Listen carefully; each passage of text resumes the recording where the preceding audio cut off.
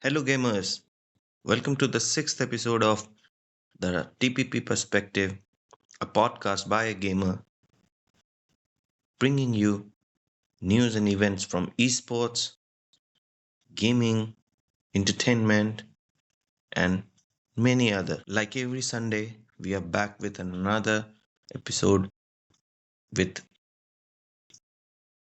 multiple sections. The first section of the episode dealing with the esport news and events, as we usually do, followed by our weekly game reviews of the games that I have been grown up playing and the games which I review and post every Saturday on my Twitter at TPP Perspective, followed by news from games other than those which come under the esports genre, and followed by a bit of news from gaming and the whole world. Today's one is a bit sad, but let's begin our episode. So today the first two sections each have three special news or topics that we want to talk about. So um, in our esports section, let's start with the first three news. One from Counter Strike, one from Valorant, and the third being of the esports community as a whole. So recently, IM Katowice is going on in Poland in the Hall of the Heroes, Hall of the Champions, and recently a team and a player who has been performing phenomenally. And in 2025, they might have a bright future ahead. Recently, they have performed very good in this specific tournament and were the finalists of the Blast Bounty series. But uh, unfortunately, for past period of time, they have been not able to secure rank one in any tournament, but they have been consistently getting rank two in many. And as many of you guys would have guessed, yes, we are talking about Eternal Fire, and the player in focus is not Xantares. Actually, it's woxic. And recently, if you have been watching Counter Strike esports, you might also have noticed how good woxic recently has been. Uh, Great at rifle, great at op, and has been a very key factor in such a great performance by Eternal Fires. This Turkish squad mm, is up for greatness. And recently they played in the plains against the complexity lineup, and they defeated complexity 2-0. But the main thing that impressed me and the event that I want to talk about is Voxic's performance on the new map train against complexity.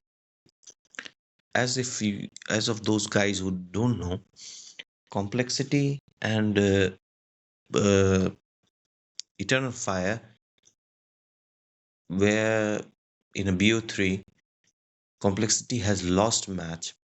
Eternal Fire was one up. They were playing on train, the new map, and Voxic dropped a 40 bomber. Yeah, he had a KD of 2. He was the server best rated player. And the stats and how the game went on. It's very impressive. It was very fun to watch.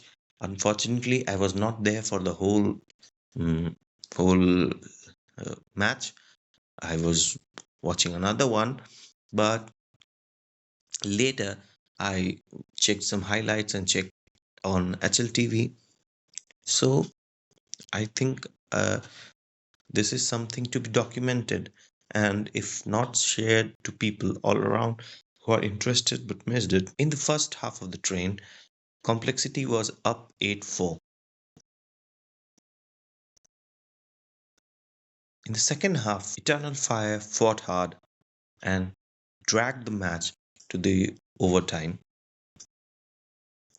At the overtime mark, woxic was with 20 frags. And coming next rounds in OT, he put down another 20 frags. Isn't that mind blowing? In regulation, he secured 20 kills, and in OT, he secured 20 kills, coming up to a total 40 kills with just 20 deaths. And the more intriguing part of this is, out of those 40 kills, 29 were from the big gun, from the RVP.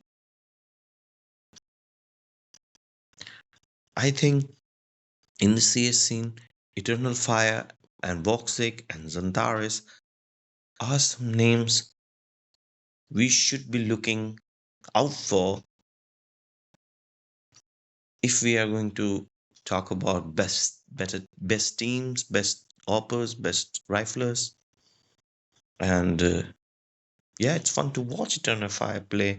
And honestly, I'm hoping that they win some international lands this year and solidify their roster in history of Counter Strike, because they have been playing phenomenally. Moving on to our second news from our esports community is, recently there has been a statistic shared which mentioned which esports ranked top 5 in the viewership that it got in the year 2024. And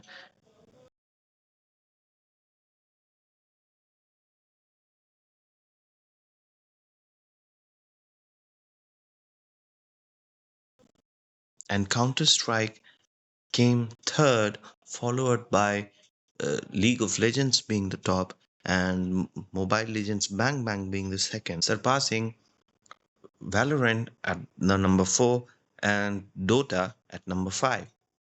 And the interesting fact is that these stats don't include the viewership that viewership that that that was that was acknowledged, or that came from the perfect world client. The as you know that the gaming client, and there are some changes in game for the Chinese mainland. So, and those views are counted differently. So excluding that, uh, Counter Strike esports viewership surpassed Valorant and Dota among many others. And uh, and also it has shown an increment in viewership from past years. So yeah, the esports community is healthy. There is some complaints in yes there are some complaints among players of both Counter-Strike and Valorant relating to cheating and some skins and lack of content. But esports of both of these uh, games are increasing and are healthy. So, so if you enjoy esports, yeah, it's a good news for you all guys. So the third news I mentioned, it's of esports, but now looking down on my notes, it's not related to esports, but it's a game which is predominantly uh, mm, esport dominant, and recently, due to some backlash, due to some reputations, there have been a downfall in its viewership, but and a lot of complaints. We are talking about Valorant. Recently, Valorant has launched a new cosmetic, the Flex, which is a type of uh, emote, an interactive emote, and they have been pretty costly. And with lack of balances, lack of content, with increasing number of cheaters, which was a rare thing in Valorant due to the kernel based anti-cheat, the Vanguard, the repetitive agents, lack of any new innovative game modes, and the immense costly skins.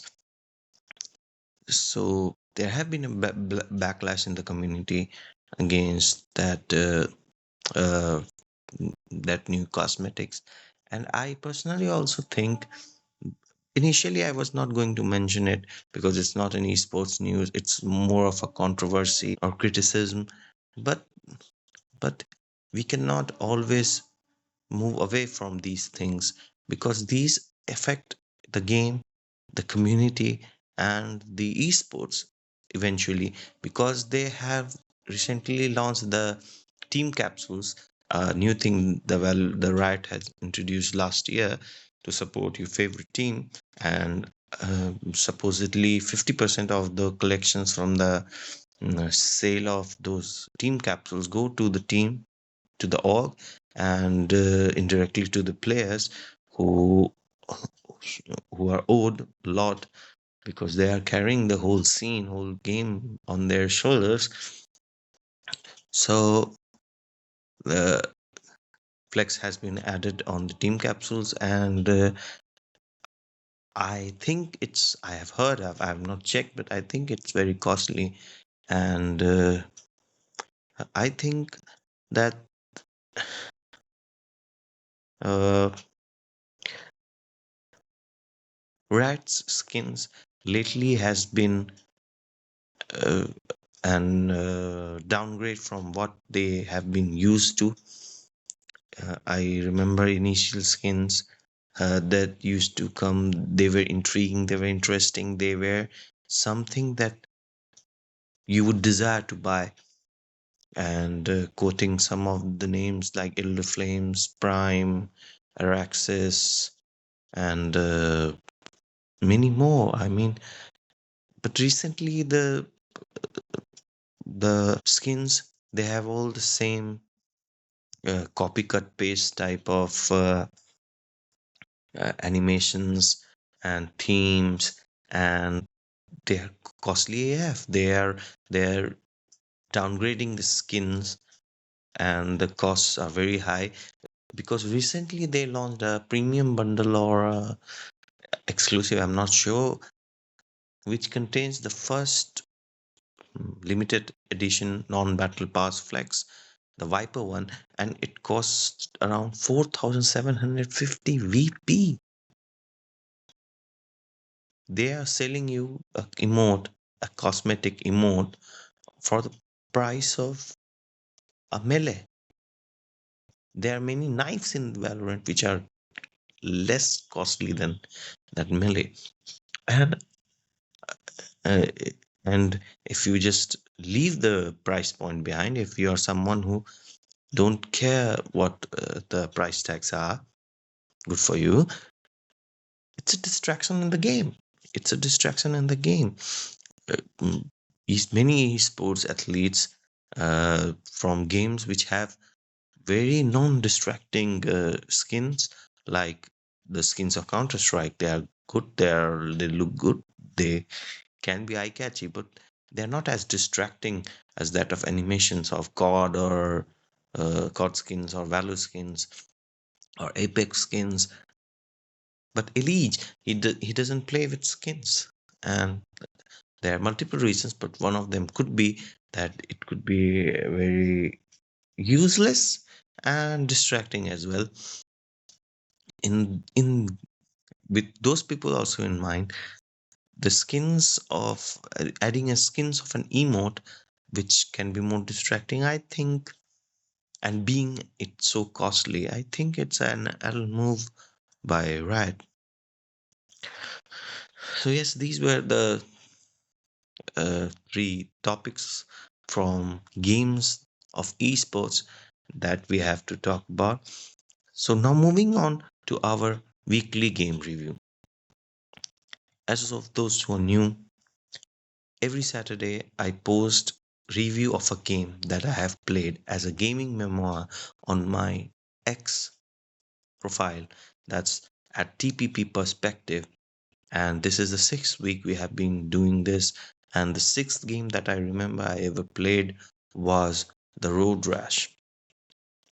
If you want to check out my review, go and check it out at uh, TPP Perspective on X, or you can search for hashtag TPP Game Reviews with no space. This is the hashtag under which all of the game reviews that I have done on Twitter are there uploaded.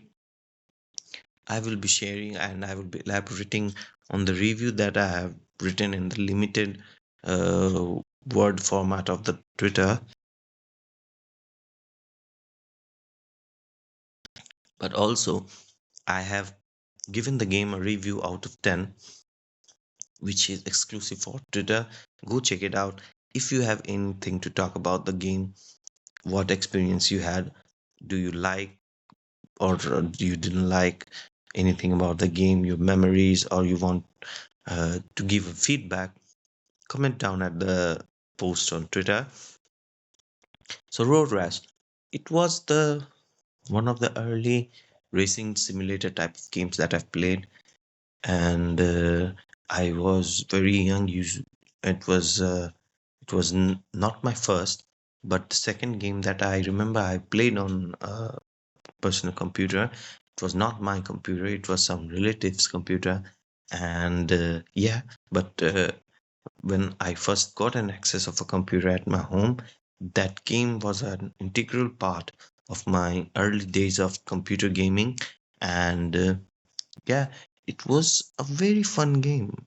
It's and I have heard many people of my age that have played that game. They love the game, and I remember the beautiful game art of the art that used to be shown while you start the game on the loading screens, and the very arcade like music, the beautiful maps it had from Sierra Nevada and many more. And and the most interesting part, which I think everybody was fond of, apart from the police chase, which would come resulting from the most interesting thing that you could do, was beat your opponents. You can snatch a bat, you can snatch a chain, you can kick your opponent, make them fall, you can kick a car, and that was very uh, mind-boggling and very addictive thing to do in the game. It had many levels, many uh, mm, difficulty levels, and yeah, it was a limited uh, playable area game. You can move a bit to the fields from the road, but yeah, it was a very fun game. It was very challenging. I remember I used to uh, play around at at the initial half of the game, and then try to play better, play more focused, play more locked in, and when I won, it would be very charming for me. And those slight garbages or cow dungs on which your bike would slip and you would fall, I remember those things would make the game very challenging for me. But as rounding it up, I remember I enjoyed the game. That was one of the game that always searched for. If any new computer I would go to play, and it was very fun memory of those of it's one of those games that I have very fond memories of. And yeah, tweet at me if you have played Road Rash and how was your experiences with it, and check my rating out of 10 on.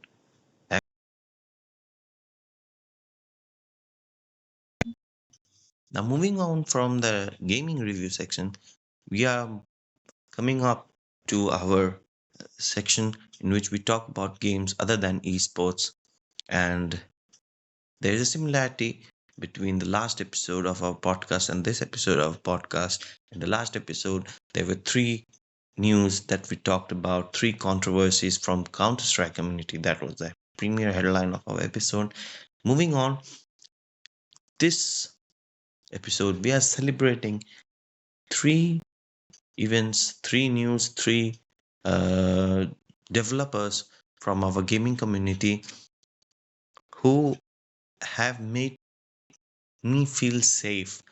Safe as in there are people who care for the gamers like us, who buy their games, who invest in their games, not like many big giants in this industry who have done stupid things and try to just grab money from our pockets and deliver us shit, and eventually them ruining many great games, many great franchise, and lead they occupying any developers group of developers or any developing studio, and rather than and then closing them because they just fumbled it because of their not bureaucrat, their managing brains, non gamers who sit in the board room and dictate what should be done in the game or in the gaming studio. And in that kind of world, in the world where there has been lots of controversy around, like the new Assassin's Creed's game, there are a lot of controversy around, and in a world where people are talking about that GTA 6 might cost $100, and many gaming studios are welcoming and supporting and encouraging the fact that the GTA 6 like game should up the revenue. This envious uh, environment, there were three news that me smile. That made me smile, and these are stories of three games who are good, some who are good, somehow some became better, and some were not that good, but recently, due to a good human being being behind the decision making chair on the studio and the developer, and they have offered something which is not loss for them, but also very satisfying for a gamer, for a person who has invested money and time on a game and feel rewarded by such gestures.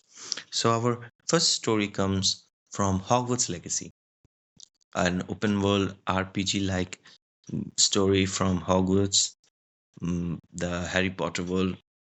It was a successful game, lots of hype. I was excited. I haven't played it yet, but the reviews are good. People enjoyed it while they played. I saw a variety of streamers trying the game. Many, due to the nostalgia of Harry Potter, many who have dreamt of living the Hogwarts life that was shown in the books and the movies. And yeah, there was a lack of content, but the content that it offered, that it claimed to give, it stood on it stood on the ground, and people were happy with it. But recently, the developers from Hogwarts Studio, the game behind the not the Hogwarts Studio, the game behind the studio behind the game, my bad, have offered a free DLC of a free upgrade or free update which allows you to mod Hogwarts Legacy. Anybody who has been in gaming knows how modding is a very fun part in the gaming industry, and how it binds with the history of gaming, and how it help creators make content, help developers make content, and help elongate the life of a game which was limited at first, whether it be legendary Skyrim or GTA 5 or mm, many games on PC that could be modded. But having an upgrade, a free upgrade, and a workshop tool like feature for the game to do mods, do changes to your beloved game, and giving people many reasons to create in the game and many reasons to keep playing the game that they love is something beautiful. And I shout out to the developers, big thumbs up. We need more people like them developing games. Yeah, moving to our second news is the developers of Minecraft, Mojang. Minecraft has recently uh, announced an update, a snapshot, and it has added some features that I loved. They were not big features, they are not something game changing, but yeah, it depends on what type of game you play. Minecraft being the fantastic game it is, it has a lot of capabilities, capacities, lots of avenues you can try. Uh, and the thing that made me smile is developers listening to their player base, developers doing something which is not necessary, but yeah, it brings something fresh, brings something new, and fills a gap which didn't bother anyone, but feels good when it gets filled. And so, though the updates that we are talking about on Minecraft is the first one, that the gap that I'm talking about is in Minecraft, there are many mobs, and recently they have been adding uh, variants to any new mob that they add, non-hostile ones, and upgrading many older mobs with their region-based variants. We recently got an update which included variants for wolf, and now they have added variants for the cow. This is an update. If you would hear that they have updated and they have added variants of cow, I have heard many people complaining about it. I have heard many people say that it's not such a big deal. And yeah, I agree it's not a big deal. But doing it, thinking about it, there was no, they could have moved on without adding a variance to the cow. But they did. They tried to do something. There's no way anyone is going to buy Minecraft because now it has got cow variants. It's not that the cow variant update is paid. They're not getting anything directly from it, but still they do it. And that's the beauty of Minecraft. Moving on from cows, the second update that they did was The Firefly Bushwalk. Many of you who have followed Minecraft for years have been watching Minecraft lives and their announcements and later their updates have known must have known that there was a plan once to add fireflies to Minecraft. Many people were excited that the swamp biomes will have fireflies. It was something that would add more character, more detail, and firefly is a creature which, due to environmental pollution, we now very rarely see.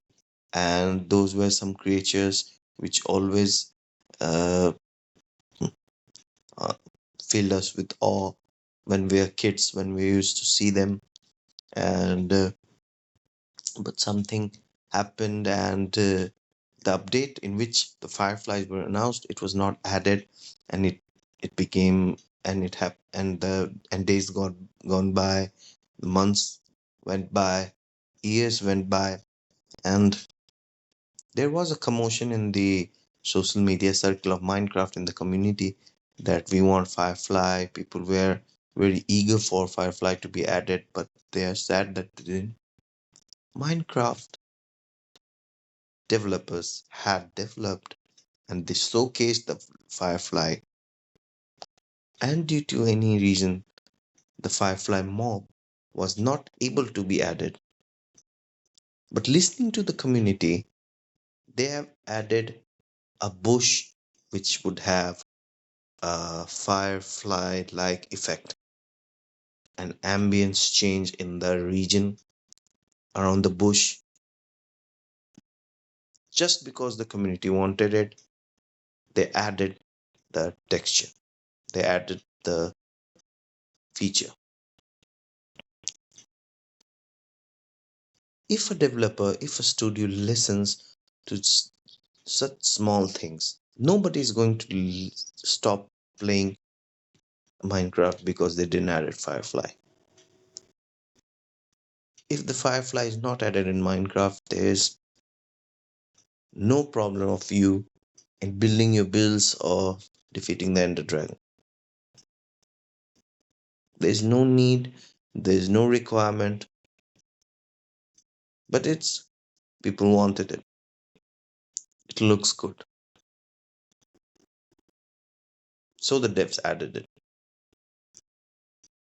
In this world, moving on from our last topic in our esports that we discussed about the Riot and the flex and the money grab that they're doing, coming to a game like Minecraft, giving this free, unwanted, forgotten update just because community wants it, it makes me smile. And the third part of the update, which I am very eager to check, is they have added an ambient noise in desert biome. Nobody wants to live in desert biome. Nobody builds and lives in desert biome. It is desert because it is deserted. But still they added the ambient sound of rushing and winds and grasses, and I love that update. I love to hear that. And uh, I will build a world in which I live in the desert. It was something I felt was missing.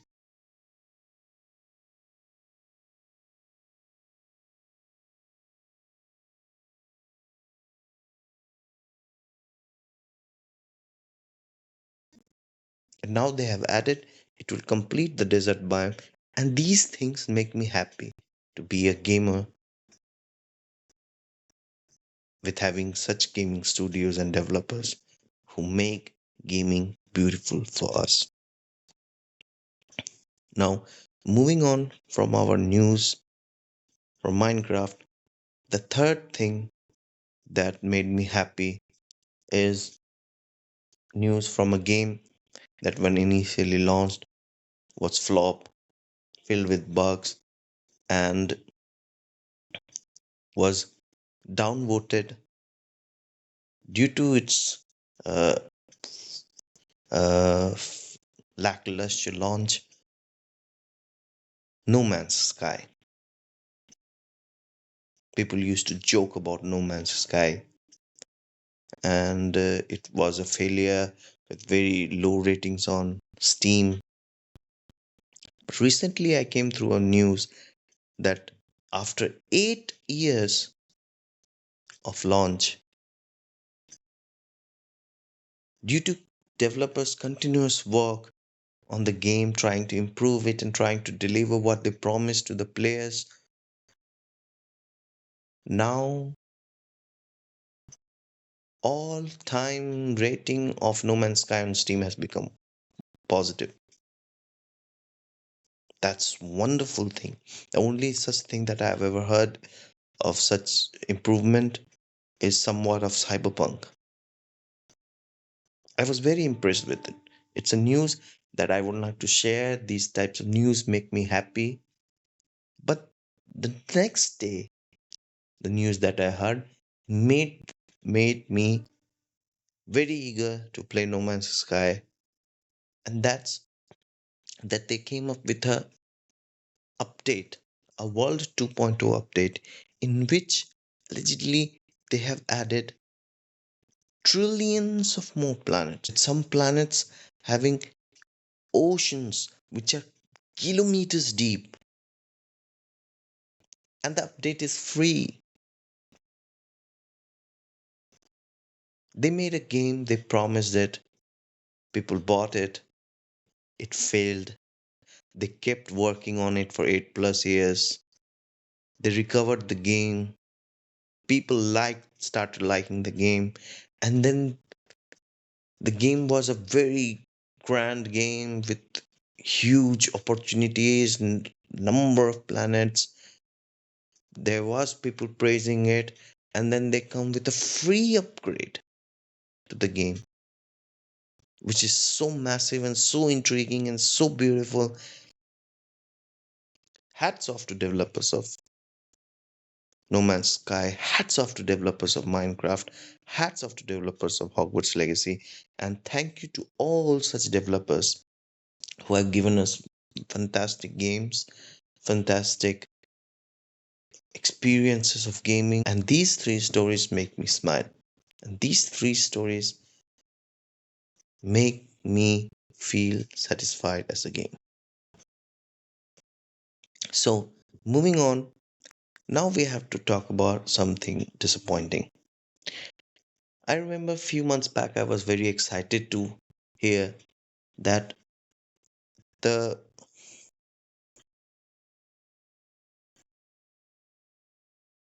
Olympic Committee, the committee which does the every 4 year Olympic Games, have considered with an institute from Saudi for an yearly or some periodic eSports type Olympics. I was very happy with it. There were news that there could be multiple events, multiple games, and it was supposed to start from this year, from 2025. It was scheduled to be a 12-year span Olympic type tournament every year or every of a period of years, an Olympic level esports event. But recently the news have come that it has been pushed to 2027 to be started. And yeah, I was a bit sad, but still it's not been scrapped off. And let's cross our fingers that in 2027, for next 12 years, we will be having an Olympics for esports, if not added as an sports in Olympics itself. That's all for this episode of the TPP perspective.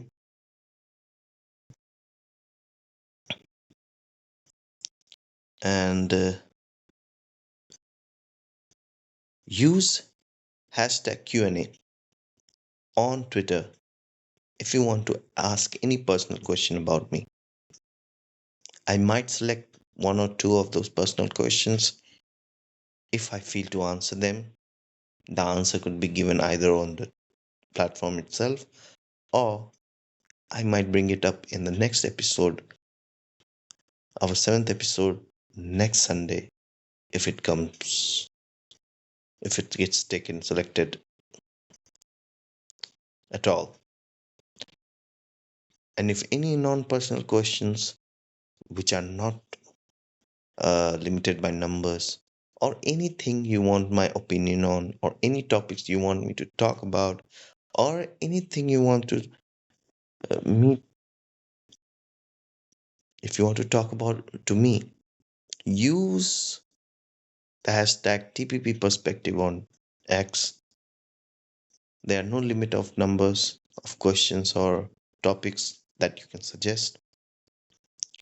I might talk to you on Twitter itself, and if they're good enough, I might pull them into the